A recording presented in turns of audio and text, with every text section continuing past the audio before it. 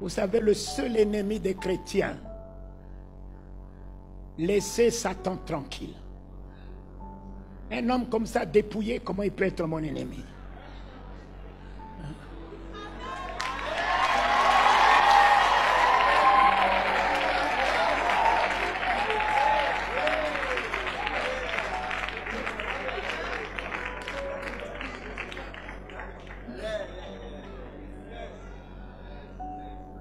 Et puis vous le chassez, vous le combattez, attaquez. Attaquez quoi?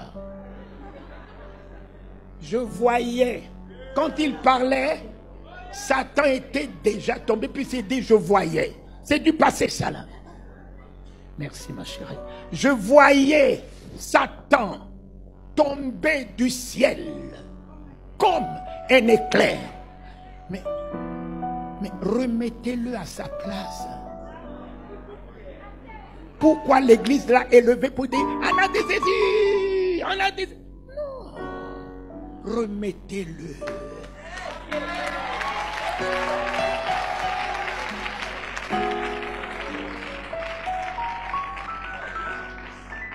Ce n'est pas vous qui l'avez délogé.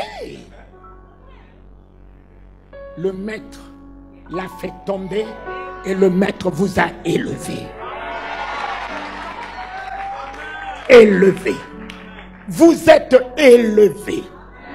Prenez les Psaumes 8 qui vous disent il a tout mis sous vos pieds.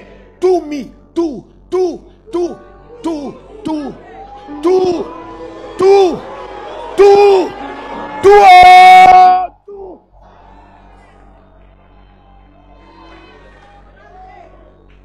Ce n'est pas ta prière de combat. Il a tout mis. Il a tout mis sous. Mais marche dessus. Tranquillement. Voici, je vous ai donné le pouvoir. Au lieu de regarder ton voici qui est le pouvoir que Dieu t'a donné, tu vas regarder les petits serpents. Mais relève ta vision. Relève ta mentalité. Relève ton comportement. Relève ton langage. Relève ton message.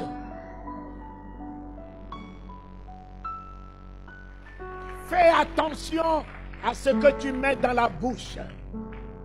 Tu peux créer la mort comme tu peux créer la vie. L'élément mal, quand la semence sort de là, elle ne peut pas revenir sans effet. Donc faisons attention avec la bouche. N'allez pas chercher vos sorciers, vos ennemis en dehors de votre bouche. Le jour où vous aurez l'équilibre de votre langue, vous ne verrez plus les ennemis.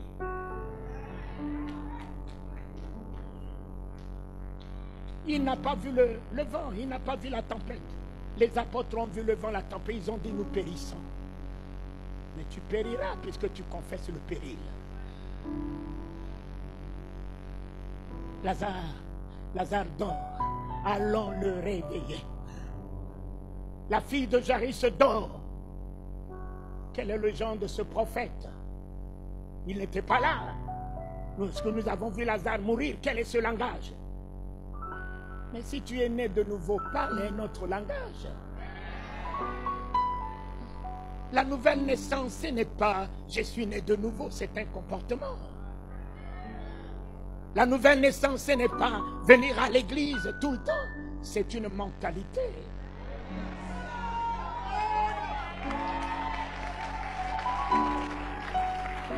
La nouvelle naissance, c'est un langage, c'est une vision. Tu vois le mal partout, mais Jésus ne voyait pas le mal partout. J'ai un seul objectif, c'est tout. Comme la femme qui avait la perte de sein, il ne voyait même pas la foule. Il voyait que le vêtement de Jésus. Il ne voyait pas la foule. Un apôtre n'a pas saisi la vision de cette femme. Un apôtre. Combien sont des apôtres au milieu de nous qui nous prêchent n'importe quoi, qui nous fait voir n'importe quoi? Pierre lui dit, tu vois la foule te presser. Et tu dis, qui m'a touché? Mais cette femme ne voyait pas la foule. Son objectif était touché. Papa, sois déterminé dans ton objectif. Papa, tu es le seul à porter ta vision. Ne sois pas perturbé par la vision des autres, la prière des autres, la prophétie des autres. Tu es le seul à porter cette vision. Même si ça ne marche pas aujourd'hui, demain ça marchera.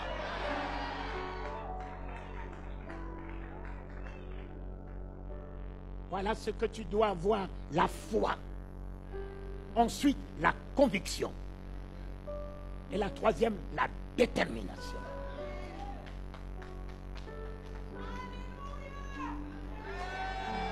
Et tu deviens un homme de Dieu.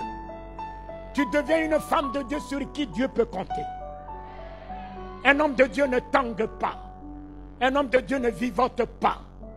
Un homme de Dieu ne chante pas de langage. Un homme de Dieu gagne le combat avant le combat.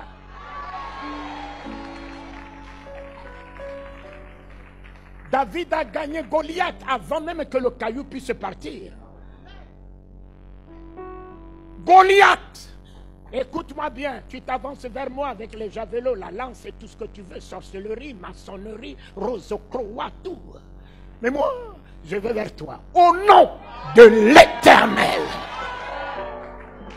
Rassure-toi, Goliath, quelle que soit ta grandeur, je couperai ta tête. Et je la donnerai aux oiseaux des cieux. Et tu sauras que l'Éternel est mon Dieu.